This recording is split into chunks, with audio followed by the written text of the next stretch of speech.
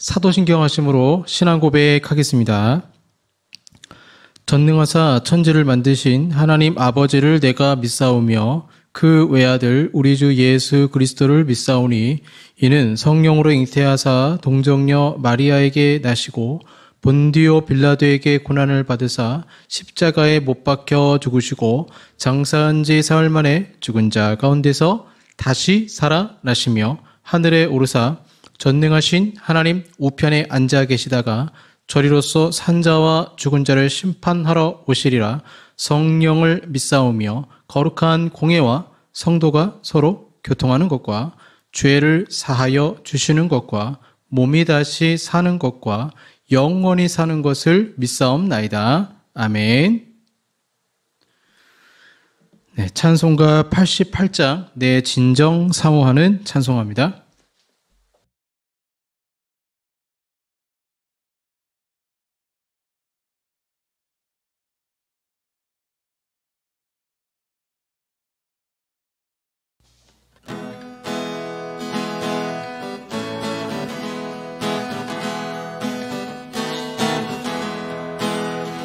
내 진정 사모하는 친구가 되시는 구주 예수님은 아름다워라.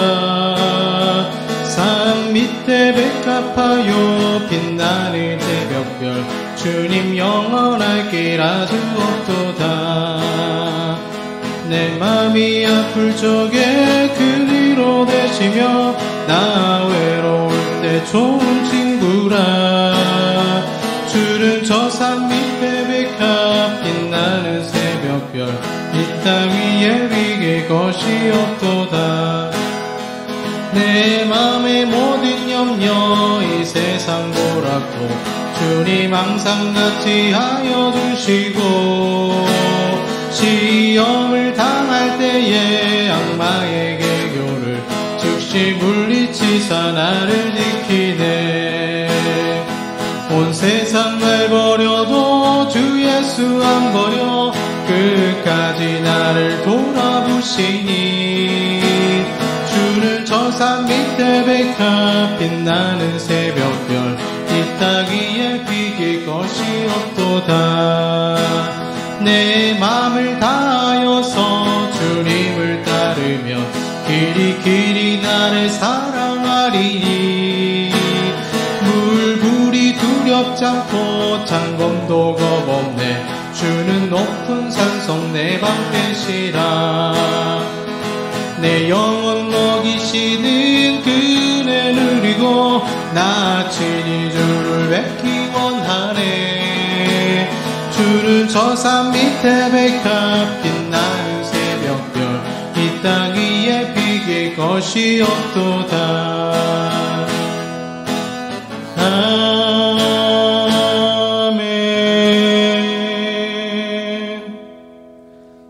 아멘. 기도하겠습니다.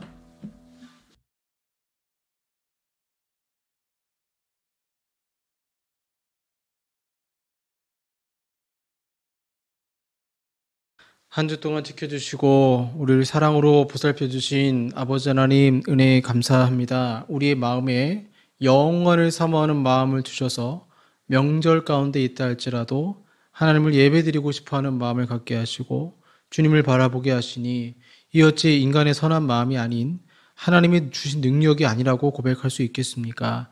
주님께서 우리 마음에 하나님을 찾고자 하는 마음을 주셨사오니 이왕 이렇게 아버지 앞에 나와 예배드리는 이 자리에서 주님을 만날 수 있도록 축복하시고 주의 음성을 들을 수 있도록 축복하시며 삶의 지혜를 배울 때에 그 삶의 지혜를 통해서 우리와 얽혀있는 수많은 사람들에게 복음을 증거하는 삶을 살 수 있도록 주님 인도하여 주시옵소서. 참으로 세상은 악하지만 오직 우리가 진리 안에서 바로 서 있을 때에 그 진리의 말씀을 가지고 승리할 수 있음을 주님께 고백합니다.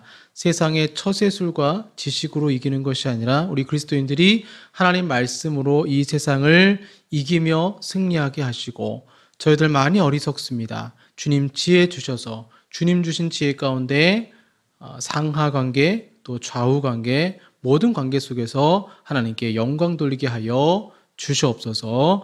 오늘도 예배 가운데 임재하시고 오직 저희들 성령 충만하며 하나님께 영광 돌리기를 원하오니 이 시간 우리 가운데 함께하여 주시옵소서. 이 모든 말씀 우리 주 예수 그리스도의 이름으로 기도하옵나이다. 아멘. 네, 성경 말씀 전도서 7장 15절에서 18절까지 말씀입니다. 전도서 7장 15절에서 18절까지 말씀입니다. 구약 성경 955쪽이 되겠습니다. 전도서 7장 15절에서 18절까지 말씀입니다. 구약 955쪽이 되겠습니다. 봉독하겠습니다. 내 허무한 날을 사는 동안 내가 그 모든 일을 살펴보았더니 자기의 의로움에도 불구하고 멸망하는 의인이 있고 자기의 악행에도 불구하고 장수하는 악인이 있으니 지나치게 의인이 되지도 말며 지나치게 지혜자도 되지 말라. 어찌하여 스스로 패망하게 하겠느냐? 지나치게 악인이 되지도 말며 지나치게 우매한 자도 되지 말라. 어찌하여 기한 전에 죽으려고 하느냐? 너는 이것도 잡으며 저것에서도 내 손을 놓지 아니하는 것이 좋으니 하나님을 경외하는 자는 이 모든 일에서 벗어날 것임이니라. 아멘. 네, 오늘은 지나치게라는 제목으로 말씀 나누도록 하겠습니다.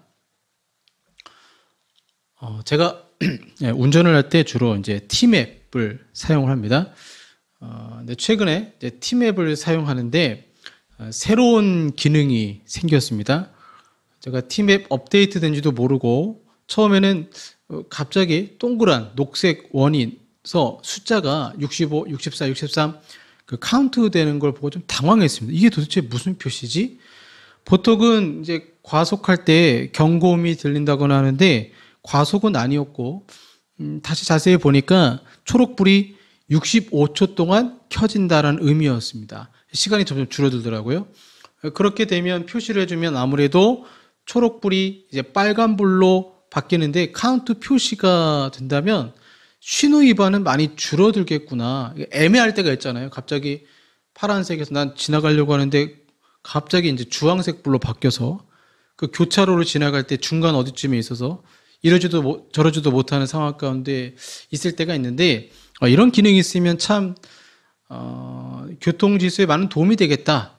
그러면서 제 생각에 참 대한민국 사람들 똑똑하다. 이런 생각을 하게 됐습니다. 국도나 고속도로에서 핑크색이나 녹색 줄로 가는 그 도로 위에 그 표시를 해서 이게 왜냐하면 우회전을 한다 할지라도 이게 구리로 가는지 아니면 춘천으로 빠지는지 양방향 갈래길이 있을 때 녹색 그다음에 핑크색 표시를 하면 참 이해하기가 편하죠. 그래서 외국 사람들도 우리나라 교통 그런 표지판이라든가 이 도로 위에 그려진 색칠한 걸 보면 감탄한다라고 하잖아요. 그래서 참 그걸 보면서 대한민국 사람들이 좀 다르긴 다르구나 이런 생각을 하게 됩니다. 자, 도로에는 수많은 종류의 선이 있습니다. 노란 선을 지나치면 중앙선 침범이 되고 선을 넘으면 실선이 아니고 이제 점선이 있고 실선이 있잖아요. 실선을 넘으면 이제 차가 부딪혔을 때 그 선을 지키지 않은 차가 100% 이제 보상을 해야 되겠지요. 또 선을 넘으면 도보로 올라가서 사람이 다칠 수 있습니다. 속도라는 선을 넘기면 과속이 되고요. 그래서 이 많은 종류들의 교통신호와 도로 위의 선들은 교통법으로 지나치게 하지 말라는 것입니다. 그나마 도로 위는 단순합니다. 단순하기 때문에 선을 넘으면 안 된다라는 게 명확합니다. 그래서 잘 지키죠. 하지만 여러분, 인생은 어떨까요? 인생은 훨씬 더 복잡합니다. 저는 대화를 할 때 선을 넘지 말아야 할 대화가 있다는 것을 나이를 먹을수록 그리고 학식이 더해지고 지혜가 더해질수록 사람과의 관계에서도 넘지 말아야 할 대화에 선이 있다는 것을 깨닫게 되죠. 부부싸움이 왜 일어납니까? 대화 중에 서로 넘지 말아야 할 선을 넘기 때문입니다. 오늘 설교 제목이 지나치게인데요. 아담과 하와 이후에 타락한 세상 속에서 의의 옷이 조금 더러운 사람과 많이 더러운 사람이 섞여 사는 세상 속에서 지나치게 행동하지 않고 중용을 지키는 것이 지혜임을 오늘 본문에서 말씀하고 있습니다. 어느 역사책에 본 내용이 기억이 납니다. 논어였던지 어떤 역사책인지 정확히 기억이 나지는 않지만 책 제목은 기억이 나지만 중국의 어떤 임금이 통치를 굉장히 잘했습니다. 그래서 비결을 물었어요. 간단하게 이렇게 말했습니다. 그냥 내버려 둬라. 그냥 내버려 둬라. 백성들을 법치로 통치하지 말고 최대한 간섭하지 말아라. 내버려 두라는 거예요. 그 말에 참 귀한 지혜라는 생각이 들었습니다. 지금 여러분 미국의 상황을 보세요. 지금 미국도 우리나라처럼 계엄령 선포할 것 같은 상황들이 전개되고 있습니다. 관세를 올리면 외국에 싼 물품을 세금을 많이 매겨서 결국에는 자국민들은 싼 일용품을 비싸게 평소보다 비싸게 살 수밖에 없으니까 미국 사람들이 불만을 가질 수밖에 없습니다. 대통령이라는 자리가 나라를 살릴 수도 있고 망칠 수도 있는데 이 대통령이 극단주의자가 되면 국민들은 어려움을 겪을 수밖에 없습니다. 자기만의 철학을 가지고 밀어붙이는 것이 얼마나 위험한지 우리는 많이 겪었잖아요. 우리는 극단적인 지도자를 만나 많은 나라들이 어려움을 겪는 것을 보게 됩니다. 이는 비단 정치의 영역에서 뿐만 아니라 보통 사람이 사는 세상에서도 흔히 보게 되는 거예요. 지나치게 극단적인 성향이 우매자가 되는 것을 보게 되는 것이죠. 본문은 전도자가 목격한 바, 이 지혜자, 이 전도서엔 지혜자가 자꾸 뭘 봤대요. 목격했다. 내가 살펴보니 이 살펴봤다는 게 그냥 우연히 봤다는 게 아니고 관심을 가지고 봤다는 거죠. 관심을 가지고 봤다라는 것입니다. 그래서 전도자가 관심을 가져면서 본 것이 뭐냐면 때때로 일들이 매우 부조리하게 보이며 부조리한 세상이라 그러죠. 사람들이 기대했던 것 같이 되지 않는 것을 관찰한 거예요. 그러니까 약간 네거티브적으로 전도서 기자는 보통 이제 어린이들이 좋아하는 동화 예전에 요즘은 또 그렇진 않지만 예전엔 권선징악 우리나라 전래동화가 딱 그거잖아요. 권선징악이 확실하죠. 의로운 사람은 복을 받고 악인은 벌을 받는 것이죠. 그게 권선징악인데 근데 전도서 기자가 보니까 세상이 꼭 그렇진 않다라는 거죠. 그래서 의로운 사람은 의로울지라도 멸망하고 악인은 악할지라도 장수를 누리는 이율배반적인 어떤 세상을 목격한 것입니다. 구약의 율법에 신명기 사관이라고 있습니다. 그 신명기 사관으로 해석하면 전체적인 큰 그림을 보면 하나님 말씀에 순종하면 복을 받고 그렇지 않으면 징벌을 받습니다. 그러나 전도자는 현실적으로 볼 때 그러한 가르침과 전혀 다른 예들을 경험하고 목도하게 되는 것입니다. 모순, 혼돈이 가득한 현실을 가감없이 전도서에서는 지적을 하고 있죠. 그래서 저는 성경을 더 하나님의 말씀, 진리라고 믿는 것입니다. 권선징악, 그냥 잘하면 복 받고 못하면 징벌 받고 세상의 논리가 그렇진 않죠. 성경에서도 그걸 얘기를 하고 있는 것입니다. 물론 최후 심판에는 권선징악이지만 그 전에는 이 세상에 나타날 일들이 꼭 권선징악으로 이렇게 해결되지는 않더라는 것이죠. 여러분 이 세상을 보세요. 우리나라만 보더라도 죄를 지어도 감옥에 가지 않는 정치인이 있잖아요. 초코파이 하나 먹어서 고소당하는 세상입니다. 과연 우리나라 법을 보면서 권선징악이라고 정의로운 세상이라고 할 수 있을까요? 독립운동가 후손들은 가난을 되물림하고 있고 친일파 후손들은 재산 상속하면서 잘 사는 세상을 볼 때 과연 이것이 정의로운 세상이라고 할 수 있을까요? 회사에서 비리를 보고 잘못됐다고 지적하는 지나친 정의감의 사람들이 매도되는 세상이 올바른 세상일까요? 이런 일들이 우리 주변에서 너무 많아요. 그래서 본문에 자기 의로움에도 불구하고 멸망하는 의인이 있고 자기 악행에도 불구하고 장수하는 악인이 있다는 것입니다. 하나님 잘 섬기고 경외하는 분이 인생의 고난을 만나서 일찍 세상을 떠나는 경우도 있고 정말 죄란 죄는 다 지으면서 사는 불의한 사람이 이 땅에서 잘 먹고 잘 살고 장수하는 것도 있을 수 있다는 거예요. 그런 세상을 목도할 때 저도 목사이지만 하나님 정말 살아계십니까?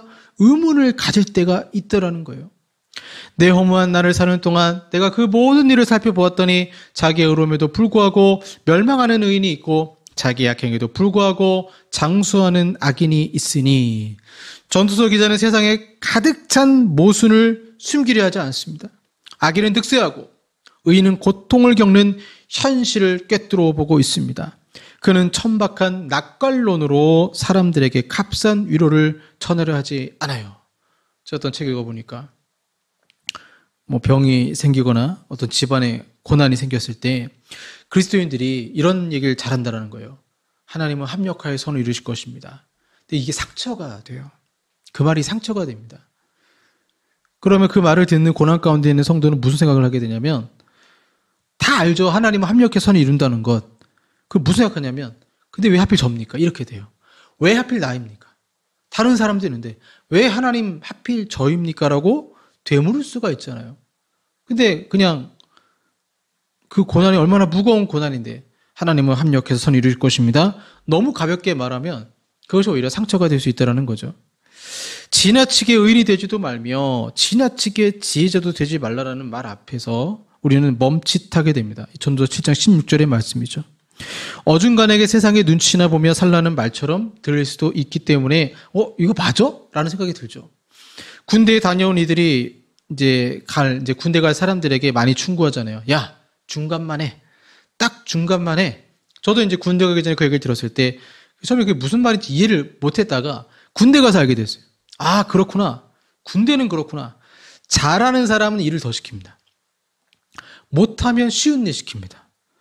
그처럼 이 전도서 기자도 비슷한 말을 하는 걸까요? 과유불급이라는 말이 있습니다. 정도를 지나치면 미치지 못함과 같다는 뜻입니다. 지나침이 언제나 문제를 일으킨다는 거죠.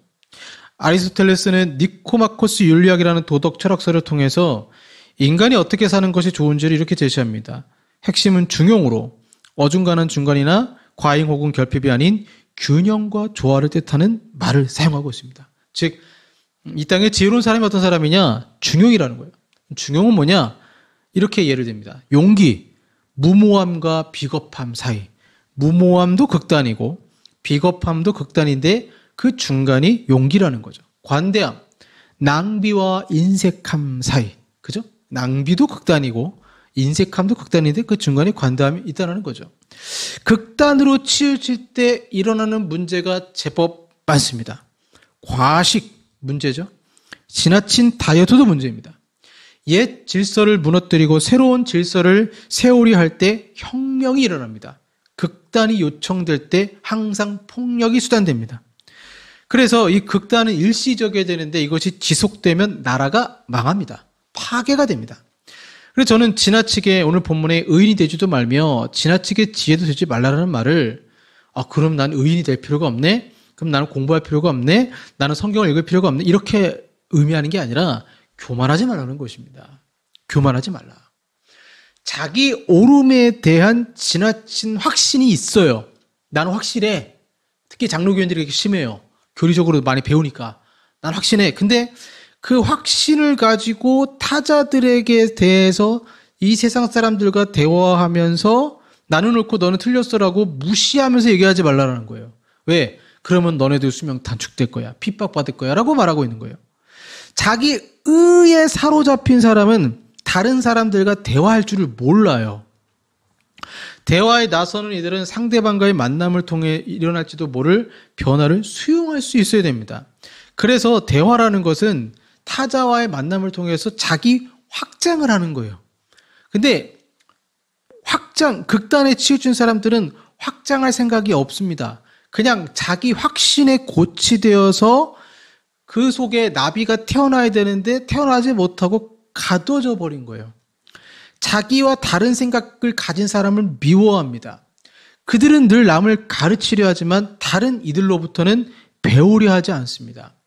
스스로 지혜롭다고 생각하지만 실제로는 어리석은 사람의 경우가 많아요.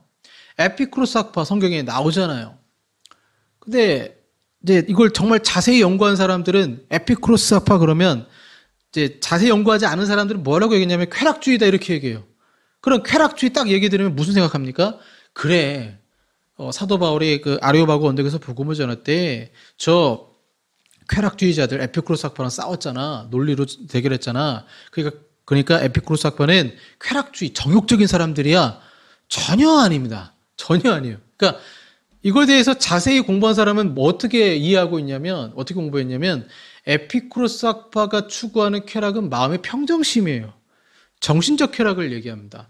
육신적인 쾌락은 그냥 기본적인 생존권만 보장하고 그거에 대해서 정신적인 마음의 평온 상태를 쾌락으로 얘기한 겁니다. 근데 그들이 주장하는 것에선 진리가 없잖아요. 하나님이 멀리 떨어져 있습니다. 하나님이 멀리 떨어져 있는 상황에서 에피쿠로스, 즉 자기 마음의 평정만을 추구하는데 이게 가능하겠습니까? 가능하지 않잖아요. 신이 없는 상황 속에서의 어떤 요가라든가 명상처럼 그러한 것들 원리를 깨달아서 내 마음의 평정심을 추구하는 게 에피쿠로스 학파입니다. 근데 그걸 보면서 저 정욕적인 사람들 이렇게 얘기하는 건 좀 곤란하잖아요. 근데 이렇게 알고 있던 사람이 진짜 에피쿠로스 학파 철학을 공부한 사람과 대화를 할 때 이게 무식한 거예요. 대화를 할 때 이 사람을 통해서 내가 배워야 되겠다. 이게 자기의 확장성인데 이 확장을 안 해요. 확장 안 하고 내가 원래 가지고 있는 지식이 맞을 거야 라고 생각하고 자기 스스로 이제 오늘 본문에 나온 것처럼 지나치게 의인이 되지도 말며 지나치게 지혜자도 되지 말라고 했는데 스스로가 지혜자가 되고 스스로가 의인이 되어서 남을 판단하는 것입니다. 그러니 이런 사람이 세상에서 사람들과 대화하면서 섞일 수 있겠습니까? 섞일 수가 없는 것이죠.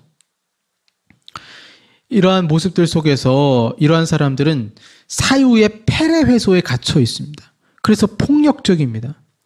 지나치게 즉 극단적인 사람은 대화를 통하지 않고 자기만 옳다고 생각하기 때문에 결국 폭력적 성향이 드러날 수밖에 없는 것입니다. 극단은 공감 능력이 현저히 떨어지는 것이죠.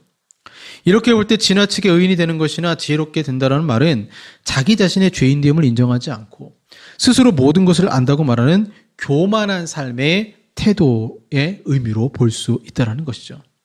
어떻게 보면 여러분 오늘날 기독교 극우가 이런 모습을 보였어요. 본인들은 의인이고 세상은 죄인이라 여겼습니다. 그래서 자신들이 의인이라고 한 모든 행동들도 다 합리화시킵니다. 그게 법원에서 난동을 부리든 폭력을 행사하든 자신들을 의인이라고 생각하고 거짓말까지 합니다. 자기 논리가 깨지지 않기 위해서. 그래서 오늘날 이게 참 심각한데 그 영역이 정치에까지 퍼졌습니다. 여기서 우리가 놓치고 있는 사실이 하나 있어요. 아무리 의롭고 지혜로워도 여러분 세상의 룰 자체가 부패했습니다. 축구 경기를 보면 가끔 이상한 심판이 있어요. 그 심판 한 명 때문에 경기를 망치곤 합니다. 반칙을 당한 선수에게 퇴장을 줍니다. 이 말이 됩니까? 근데 실제로 월드컵 때 있었잖아요. 반칙을 한 적이 없는데 본인이 반칙을 당했는데 본인이 퇴장을 당했어요. 이 세상 심판은 종말에 오기까지는 악인들이 주도권을 가지고 있습니다. 그러니 세상의 룰이 악하니까 오히려 그 악한 세상 속에서 기독교인들이 의롭고 지혜로운 행동을 지나치게 표시하면 축구 심판 같은 권력을 가진 자들이 눈에 가시를 여기는 것입니다. 정의로운 사람을 바라보는 권력자들의 눈도 그 소수가 주장하는 정의로움에 자신의 피를 볼 수 있기 때문에 파워게임을 통해서 공격하는 것입니다. 그런 악한 세상에 룰이 있기 때문에 자기의 악행에도 불구하고 장수하는 악인이 있고 의인이 오히려 더 일찍 죽는 것입니다. 이런 세상에서 지나치게 자신을 주장하는 사람은 공동체에서 공격 대상이 되는 것이죠. 전도서 7장 11절에 또한 반대 경우도 말합니다. 지나치게 악인이 되지 말며 지나치게 우매한 자도 되지 말라. 어찌하여 기한 전에 죽으려고 하느냐. 지나침은 의인이 되든 악인이 되든 우매한 자가 되거든 다 빠지기 쉬운 함정이죠. 지나치다라는 말에는 말이나 행동이 거치고 과격하다라는 의미가 담겨져 있습니다. 아이들이 장난을 좀 치다가 엄마, 아빠가 얘가 선을 넘네 할 때가 있어요. 선을 넘는 게 뭐냐? 언쟁하다가 손을 들고 동생을 때리려고 한다? 그럼 선 넘는 거잖아요. 그래서 지나치다라는 것은 말이나 행동이 거칠고 과격하다는 의미를 갖고 있습니다. 모든 사람들 속에는 선한 마음과 악한 마음이 공존하죠. 선한 의지만 있고 악한 의지가 없는 사람은 없어요. 씨앗의 형태로 우리 속에 숨어있는 악한 의지가 때를 만나 꽃을 피울 때 우리 주변은 볼모의 공간으로 변합니다. 버섯이 자라기 시작한 나무가 생명을 지속하기 어려운 것처럼 악인들이 득세하는 세상에서 선인들의 자리는 점점 좁아지죠. 네가 어른이 내가 어른이 서로 싸우는 동안 평화는 뒷걸음질 쳐서 사라지고 불화가 점령군처럼 우리 삶을 장악하게 됩니다. 그래서 극단이라는 것은 불안정한 자리입니다. 굳어진 것은 죽음에 가깝기 때문에 그렇죠. 유연함이 있어야 되죠. 바람이 불 때 나무는 부러지지만 갈 때는 부러지지 않습니다. 유연함을 잃는 순간 사람도 조직도 사회도 쇠퇴하기 시작하죠. 기한 전에 죽는다는 말이 그런 뜻입니다. 지나치게 악인이 되지 말라는 것은 점점 더 뇌물을 받는 정치인을 생각하시면 쉬워요. 내가 권력이 있으니까 뇌물 한 번, 또 한 번, 법조인 출신인 내가 잡히겠어? 자신만만하지만 자기 내면의 죄성을 점점 과감하게 행동으로 옮기면서 꼬리가 길면 밟히게 되죠. 그리고 그 순간 인생은 끝납니다. 극단은 결국 자기 본성을 드러내는 거예요. 그래서 뭐 법원에서 난동 피웠을 때 그 지시한 사람이 뭐 잡혀갑니까? 아니에요. 폭력을 행사하고 행동대장한 청년들이 잡혀가는 거예요. 그게 우매한 사람이에요. 뒤에서 지시한 사람들은 잡혀가지 않는데 행동대장에 나선 사람들이 잡혀가는 거예요. 그래서 지나치게 악인이 되지 말며 지나치게 우매한 자도 되지 말라라는 것입니다. 하나님은 극단을 미워하세요. 전도서 7장 18절에 너는 이것도 잡으며 저것에서도 내 손을 놓지 아니하는 것이 좋으니 하나님을 경외하는 자는 이 모든 일에서 벗어날 것임이니라. 세번역은 이렇게 나옵니다. 하나를 붙잡되 다른 것도 놓치지 않는 것이 좋다. 하나님을 두려워하는 사람은 극단을 피한다. 그 자리에, 극단의 자리에는 여백이 없어요. 타자를 위한 여백을 마련하지 못할 때 우리의 영혼은 시들게 되어 있습니다. 사페레 아우데라는 라틴어 격언이 있습니다. 계몽주의자들의 모토인데 과감하게 스스로 생각하라는 뜻입니다. 다른 사람이 하는 말을 듣고 그것을 자기 견해인 양 말하거나 받아들이지 말고 자기의 오성과 이성을 활용하여 판단해 보라는 말이에요. 누가 말했으니까 난 이게 확실히 이게 아니라 스스로 생각해 보라는 것입니다. 내 견해가 그릇될 수도 있다는 개방성을 마음이 가지고 있어야 됩니다. 그래야 그 사람 발전하는 거예요. 악인은 자신에게 너그럽고 그러한 삶의 태도에 점점 과감하게 죄를 짓다가 감옥에 갑니다. 오늘날은요, 자기 견해만 주장하는 세상이에요. 뉴스를 보세요. 여당, 야당 패널들이 자기 할 말만 합니다. 토론이 없습니다. 대화가 없습니다. 비방만 있을 뿐입니다. 이런 세상의 풍조 속에서 지나치게 또 기독교인들이 자신의 정당은 의롭다고 생각합니다. 상대는 무조건 죄인으로 여깁니다. 그렇게 서로 잡아먹으려고 노려볼 때 누가 먹잇감이 되겠습니까? 행동대장들이 잡혀가는 거예요. 그래서 앞장서서 의로움을 주장하는 사람이 상대의 공격 대상이 되고 공격 대상이 되면 각종 언론전을 펼치고 과거를 캐내어 매장시키는 것입니다. 자기 육신의 생명뿐 아니라 정치적 생명도 확 줄어드는 것입니다. 양 극단에 설 때 이렇게 되는 거예요. 그럼 우리는 의문을 갖게 됩니다. 그렇다면 예수 믿는 사람은 어떻게 살아야 되느냐라는 것이죠. 포스트 모더니즘 세상에서 예수천당, 불신지옥 외치면 사람들이 예수님 믿을까요? 이미 세상 사람들의 눈에 기독교는 극단이 됐습니다. 극단이 됐다는 것은 저들은 대화가 안 된다는 뜻이에요. 우리가 진리를 절대 양보할 수는 없어요. 예수님 외에 다른 길은 없습니다. 우리가 어떻게 타종교에 구원이 있다고 말할 수 있겠습니까? 그런데 오늘날 기독교인의 모습은 바리새인처럼 변했습니다. 나는 의롭고 너는 더럽다. 이런 생각이 깔려져 있어서 대화가 되질 않습니다. 전도서 기자가 바라보는 세상 속에서 지나치게 의인이 되거나 악인이 되는 것, 즉 극단이 되는 것은 과연 옳은 것이라 할 수 있느냐라는 것이죠. 과연 나는 맞아, 저는 이제 악인이 되는 것, 이게 과연 옳은 것이냐라고 하시는 거예요. 극단에 빠지는 것. 이런 세상에서 우리 믿는 자들의 신앙생활은 치우치지 않고 사는 비결은 오늘 전도서 기자가 얘기하는 거예요. 하나님을 경외하라는 거예요. 하나님을 경외하는 사람은 극단을 피합니다. 하나를 취하기 위해 다른 것을 버리지 않아요. 시편 기자는 하나님의 뜻이 이루어진 세상의 아름다움을 이렇게 노래합니다. 인애와 진리가 같이 만나고 의와 화평이 서로 입 맞추었으며 진리는 땅에서 솟아나고 의는 하늘에서 굽어보도다. 두 가지가 조화롭게 짝을 이루고 있습니다. 하나님에 대한 경외심을 품은 이들은 세상의 모든 것이 하나님께 값진 것임을 알아차려요. 그래서 사물이나 사태의 현장을 넘어 계신 하나님을 알아차려요. 심지어 저도 경험했지만 기술자들이 어떤 물건을 만들 때 어떤 기술을 발휘할 때 경탄합니다. 경탄해요. 그 모습 보면서 하나님은 어떻게 세상을 만드셨을까? 일반은총 영역에서 애쓰는 사람들, 은사를 발휘하는 사람들 볼 때 경탄하게 됩니다. 경외심을 품게 됩니다. 야, 하나님은 어떻게 저 사람에게 저런 지혜를 주셨을까? 그래서 그 경외심을 품고 사는 사람은 함부로 사람을 대하지 않습니다. 여기에는 주의를 잃지 말라, 결코 놓지 말라는 강한 사명의 의미가 내포되어 있습니다. 인간의 부정적인 면까지 놓치지 말라는 이 충고는 그 자신과 현실이 지닌 불안정함에 대한 깊은 이해를 함축하라는 것이라 할 수 있습니다. 누구도 항상 흠없이 바르게 살기는 불가능합니다. 이 세상엔 완벽한 인간은 없어요. 그러므로 세상에서 선과 악 둘 모두가 실제하는 것을 인식하고 14절 의와 지혜와 악과 어리석음 등 모두의 실제를 인식하고 그러니까 사람을 볼 때 저 사람은 악한 부분도 있고 선한 것도 있다는 걸 인정을 하라는 거예요. 사람에 대해서 너무 단순하게 생각하면 안 됩니다.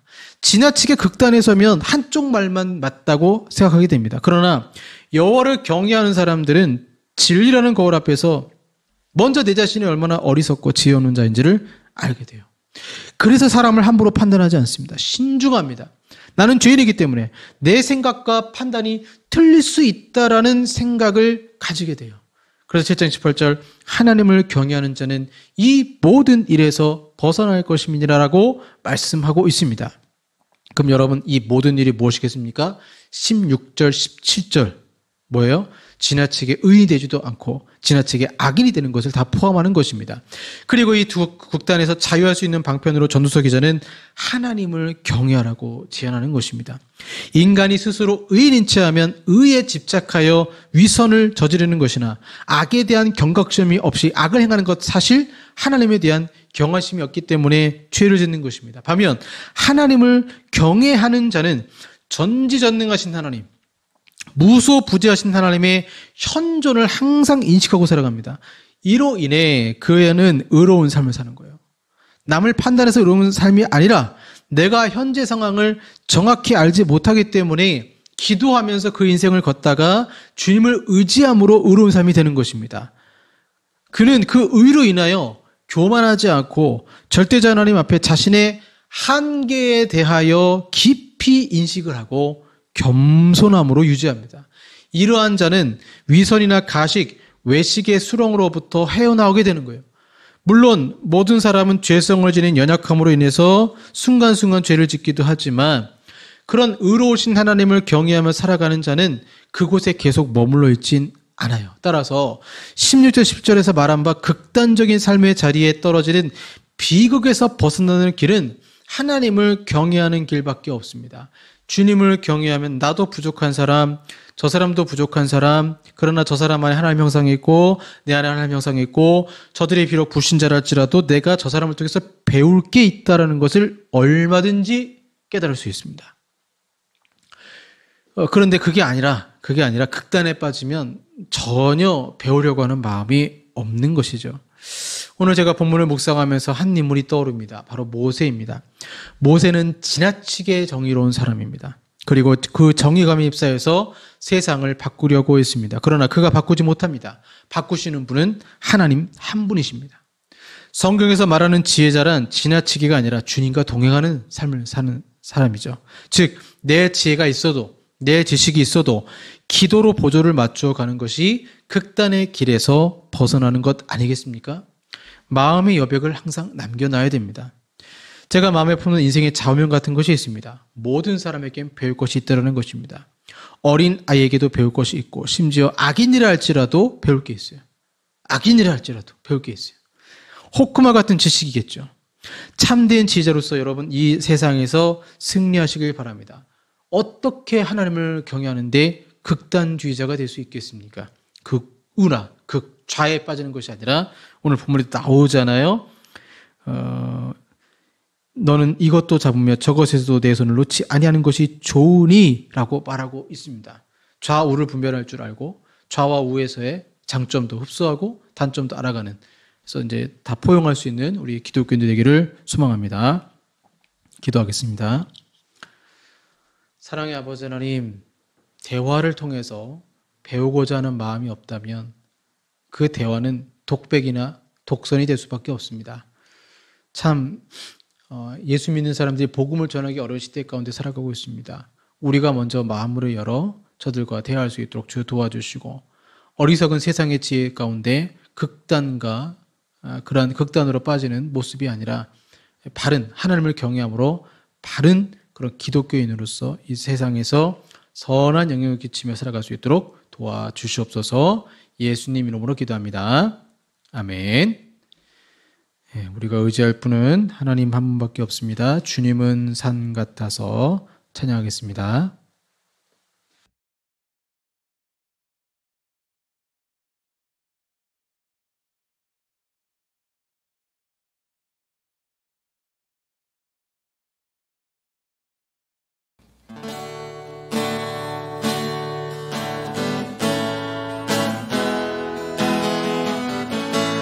안개가 날 가리워 내 믿음은 들려 할 때 나 주님께 나아가네. 주님은 산 같아서 여전히 그 자리에 계셔 눈을 들면 보이리라 날 위한 그 사랑. 주는 나의 도움이시며 주의 계획 영원하시네. 주의 위엄 앞에 믿음으로 순종해 예배드리리. 주님께서 날 이끄시며 주가 항상 함께 하시네. 주의 사랑 안에 믿음으로 순종해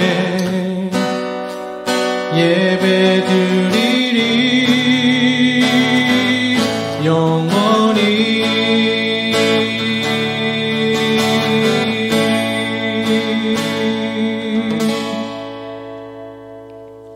기도하겠습니다.